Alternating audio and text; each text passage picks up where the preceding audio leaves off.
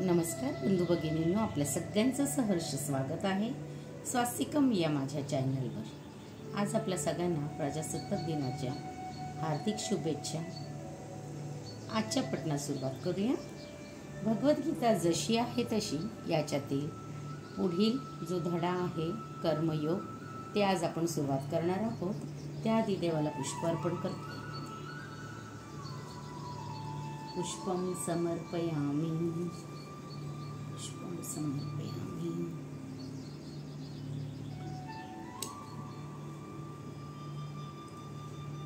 हरे कृष्ण कृष्ण कृष्ण हरे हरे, हरे राम राम राम हरे हरे। राधे कृष्ण राधे कृष्ण राधे कृष्ण राधे कृष्ण। हरे कृष्ण कृष्ण कृष्ण हरे हरे, हरे राम राम राम हरे हरे। राधे कृष्ण राधे कृष्ण राधे कृष्ण कृष्ण कृष्ण हरे हरे। नैवेद्य अर्पण करते।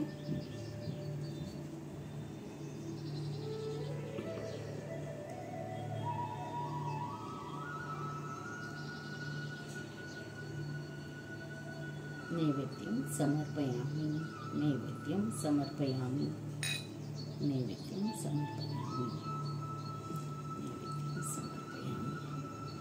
हरे कृष्ण कृष्ण कृष्ण हरे राम हरे हरे, हरे कृष्ण कृष्ण कृष्ण हरे कृष्ण हरे हरे, हरे राम राम राम हरे कृष्ण हरे हरे, हरे कृष्ण कृष्ण कृष्ण हरे हरे, हरे राम राम राम हरे हरे, हरे कृष्ण कृष्ण कृष्ण हरे हरे, हरे राम राम राम हरे हरे। श्री गणेशाय नमः, श्री सरस्वतीभ्यो नमः।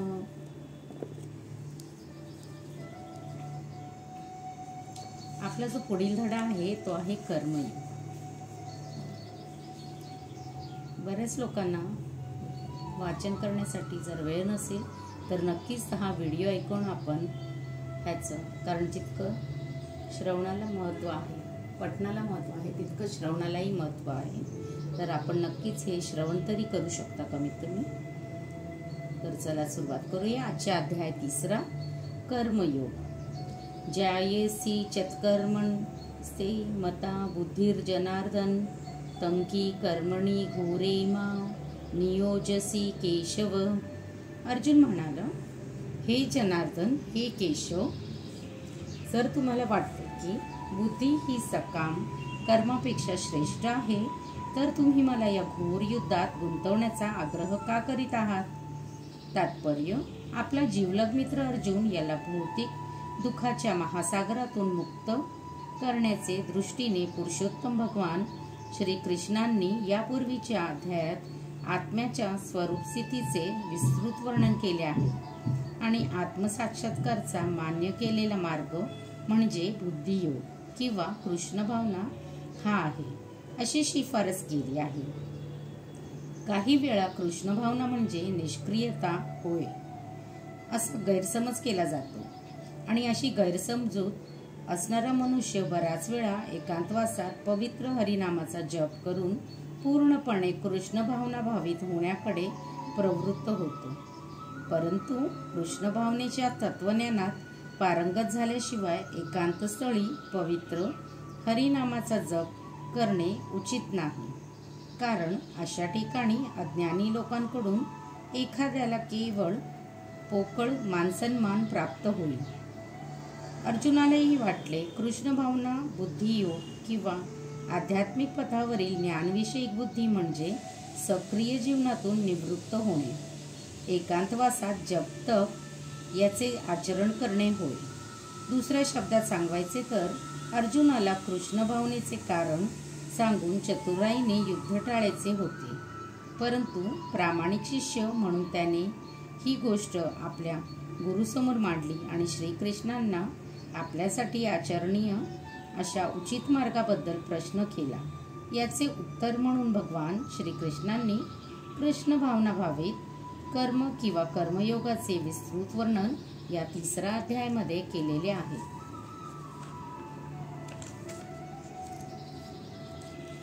व्यामी श्रेणव वाक्येन बुद्धिं मोहयसीव मे तदेकं वद निश्चय येन श्रेयो हमानुयाम.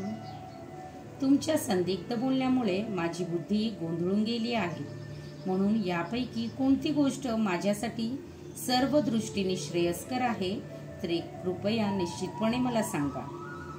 तात्पर्य: यापूर्वीच्या अध्यायात भगवद्गीतेच्या प्रास्ताविक निवेदन म्हणून सांख्ययोग, बुद्धियोग, बुद्धीद्वारे इंद्रिय निग्रह, निष्काम कर्म आणि नवसाधकाची स्थिती इत्यादी विविध मार्गाचे वर्णन करण्यात आले आहे. पण या सर्वांची मांडणी पद्धतशीरपणे करण्यात आली नव्हती, म्हणून आकलन किंवा बोध होण्यासाठी आणि आचरण करण्यासाठी या मार्गाची सुसंगत मांडणी आवश्यक होती. यास्तव वरकरणी गोंधळात टाकणाऱ्या या गोष्टीचे स्पष्टीकरण अर्जुनाला हवे होते, ज्यामुळे सर्वसाधारण लोकही विपर्यास न करता त्यांचा स्वीकार करू शकतील. शब्दांची फसवणूक करून अर्जुनाला गोंधळात टाकावे हा जरी श्रीकृष्णांचा उद्देश नव्हता, तरी अर्जुनाला कृष्ण भावनेची पद्धती म्हणून निष्क्रियता ही सक्रिय सेवा आहे हे समजू शकले नाही.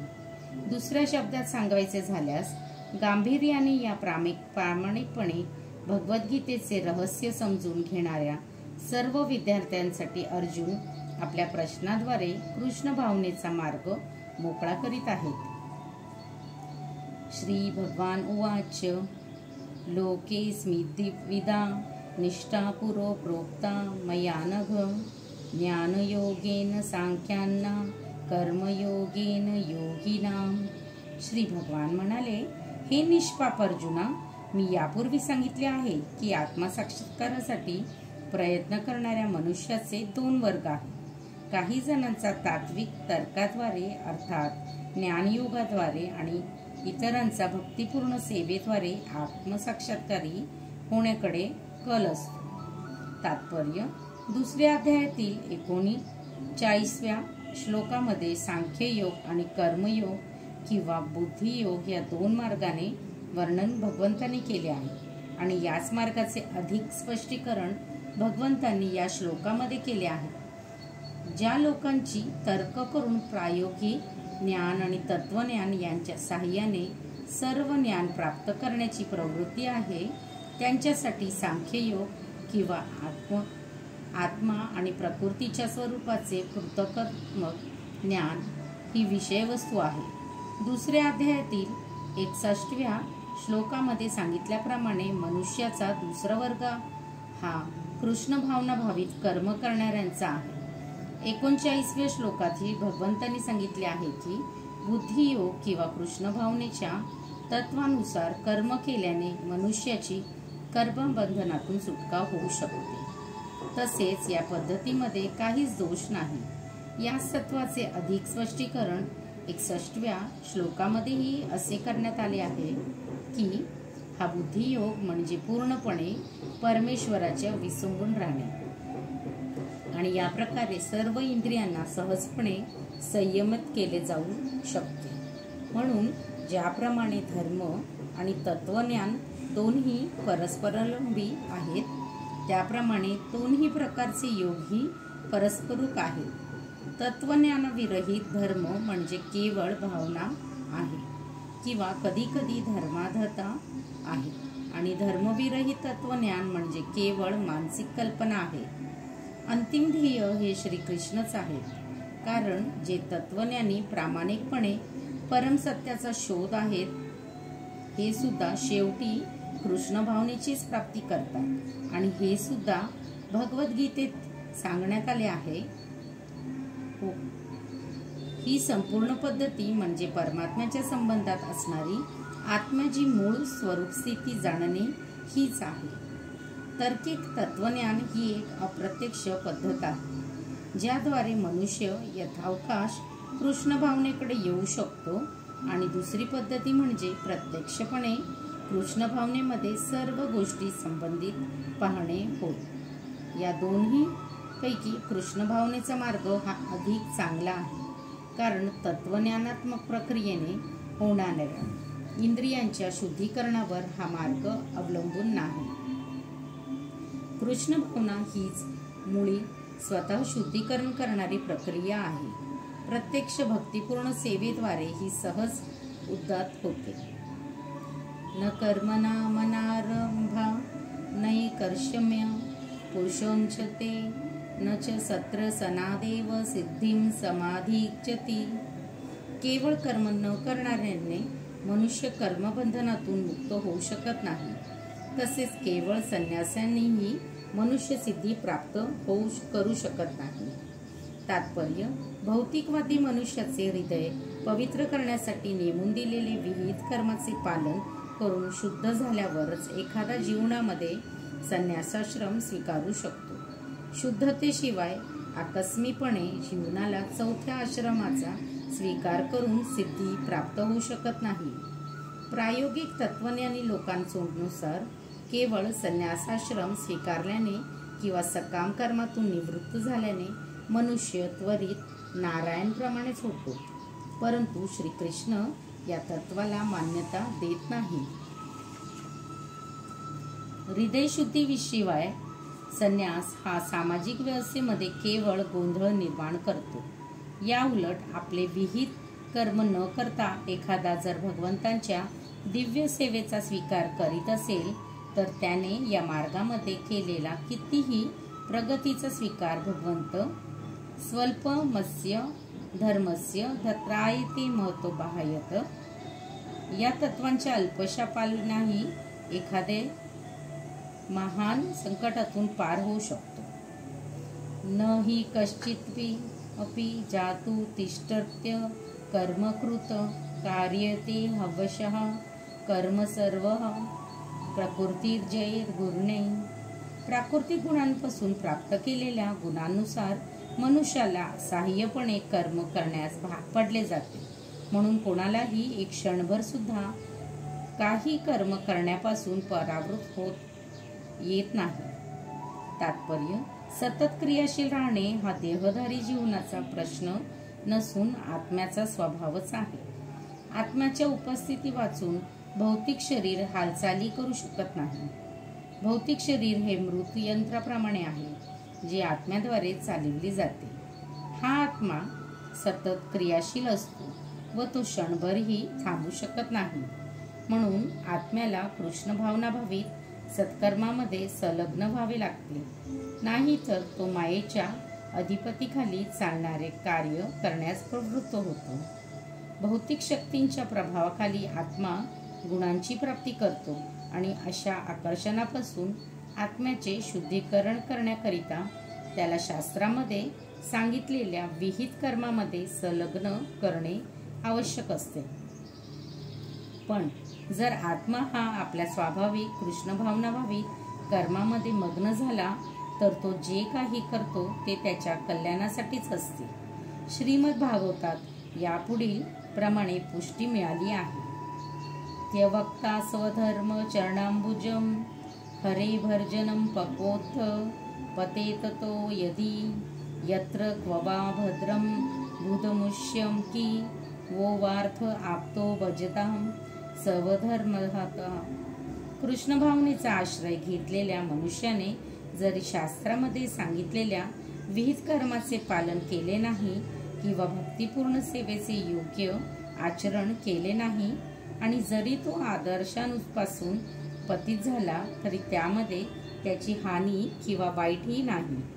पण जर त्याने शुद्धीकरणासाठी शास्त्रामध्ये सांगण्यात आलेल्या सर्व नियमांचे पालन केले आणि तो जर कृष्ण भावना भावित नसेल तर त्याला त्यापासून काय लाभ होणार?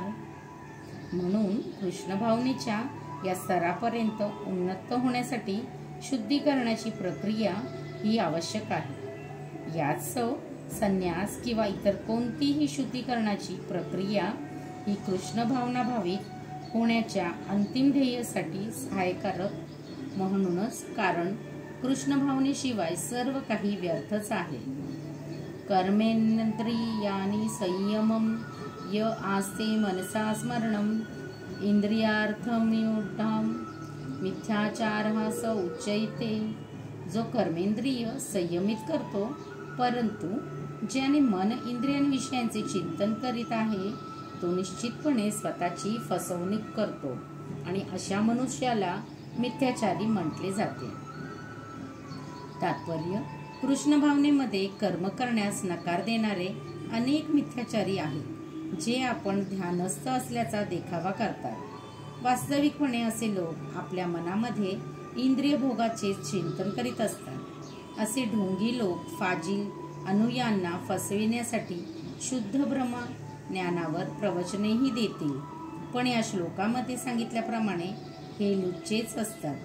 इंद्रिय तृप्तीकरिता मनुष्य आपल्या कुवतीप्रमाणे कोणत्याही आश्रमाचे पालन करू शकतो, पण जर त्याने या आश्रमांना अनुलक्षून असणाऱ्या नीतिनियमाचे पालन केले तर तो आपले जीवन शुद्ध करण्यामध्ये यथावकाश प्रगती करू शकतो. तथापि आपण योगी असल्याचा देखावा करतो, पण वास्तविकपणे इंद्रिय भोगांच्या विषयांच्या शोधात असतो. तो जरी तत्वज्ञानाला बद्दल बोलत असला तरी त्याला लुच्चाच म्हटले पाहिजे.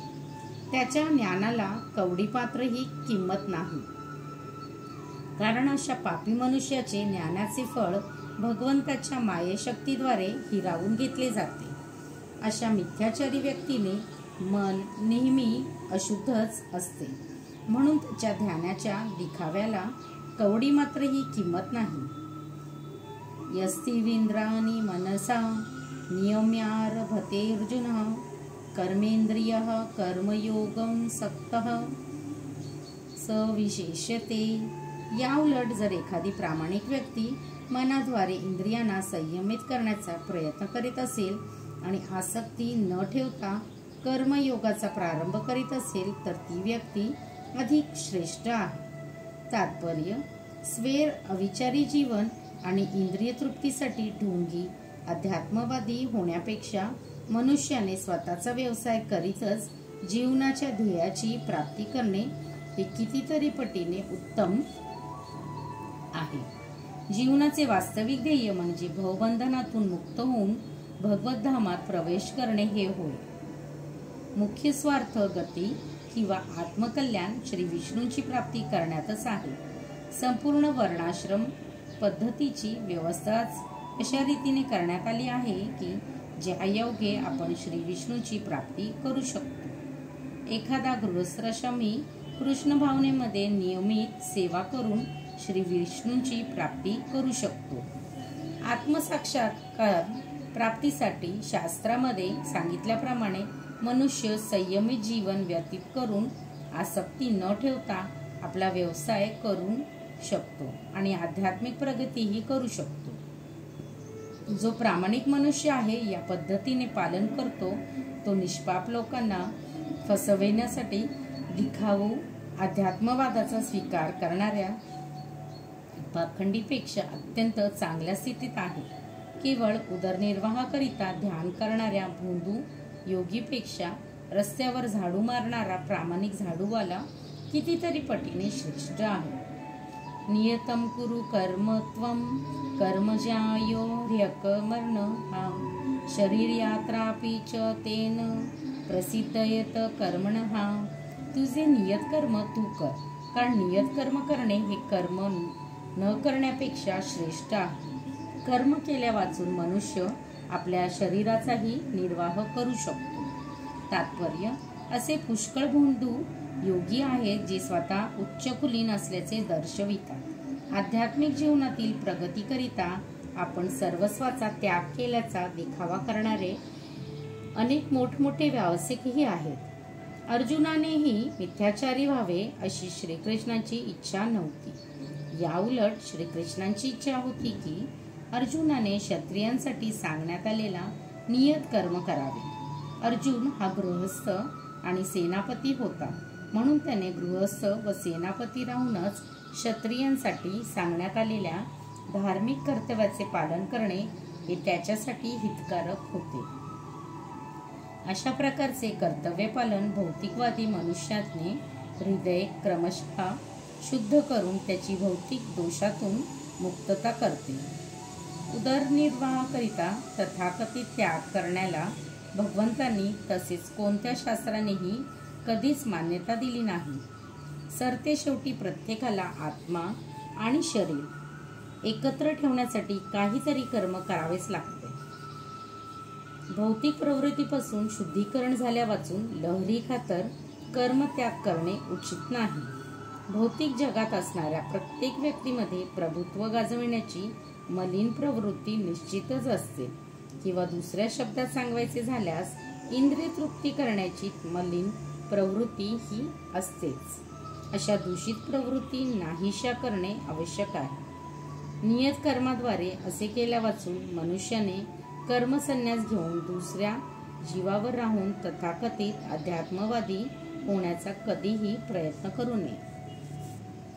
यज्ञार्थात् मरणा यत्र लोकायं कर्म बंधनः तदर्थ कर्म कौंतय्य मुक्तसंग समाचरः. श्री विष्णूचे प्रीत्यर्थे यज्ञ म्हणून कर्म केले पाहिजे, नाहीतर कर्म हे या भौतिक जगामध्ये बंधनास कारणीभूत ठरते. म्हणून हे कौंतया, तू आपल्या नियत कर्माचे पालन कर, श्री विष्णूंच्या संतोषणार्थ कर, आणि या प्रकारे तू नेहमी कर्मबंधनातून मुक्त राहशील.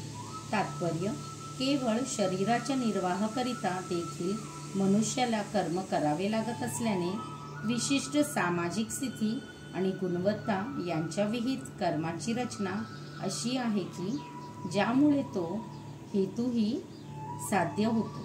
यज्ञ म्हणजे भगवान श्री विष्णू आहेत. सर्व यज्ञ कर्मे श्री विष्णूच्या संतोष प्रीत्यर्थे असतात. वेद सांगतात की यज्ञ वै विष्णू हा.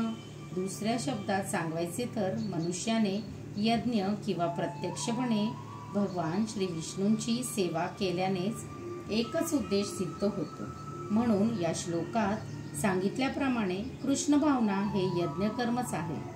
श्री विष्णूंना संतुष्ट करणे हेच वर्णाश्रम धर्माचे ध्येय आहे. वर्णाश्रम चारवता पुरुषेन परहा पुमान विष्णुराराध्यते. म्हणून मनुष्याने श्री विष्णूंच्या संतोष प्रीत्यर्थे कर्म केले पाहिजे. या भौतिक जगात केलेल्या इतर कोणतेही कर्म बंधनास कारणीभूत ठरते, कारण चांगल्या व वाईट दोन्ही प्रकारच्या कर्मांना आपापली फळे असतात. त्यामुळे कोणतेही कर्म मनुष्याला बद्ध करते. म्हणून मनुष्याने श्रीकृष्णांना संतुष्ट करण्यासाठी कृष्ण भावना भावित कर्म करणे आवश्यक आहे. अशा प्रकारचे कर्म करणारा मुक्त अवस्थेतच असतो. कर्म करण्याची हीच महान कला आहे, परंतु आरंभी या मार्गामध्ये अत्यंत निपुण मार्गदर्शनासाठी आवश्यकता असते. म्हणून भगवान श्रीकृष्णांच्या भक्ताच्या निपुण मार्गदर्शनाखाली किंवा साक्षात भगवान श्रीकृष्णांच्या प्रत्यक्ष आदेशानुसार मनुष्याने परिश्रमपूर्वक दक्षतेने कर्म केले पाहिजे.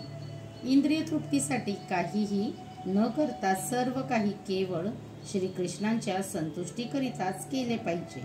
असे आचरण मनुष्याने केवळ कर्मबंधनापासूनच रक्षण करते असे नव्हे, तर त्यामुळे त्याची यथावकाश भगवंताच्या दिव्य प्रेममयी सेवेप्रत उन्नती होते. केवळ अशा सेवेमुळे भगवत धामाची प्राप्ती होऊ शकते.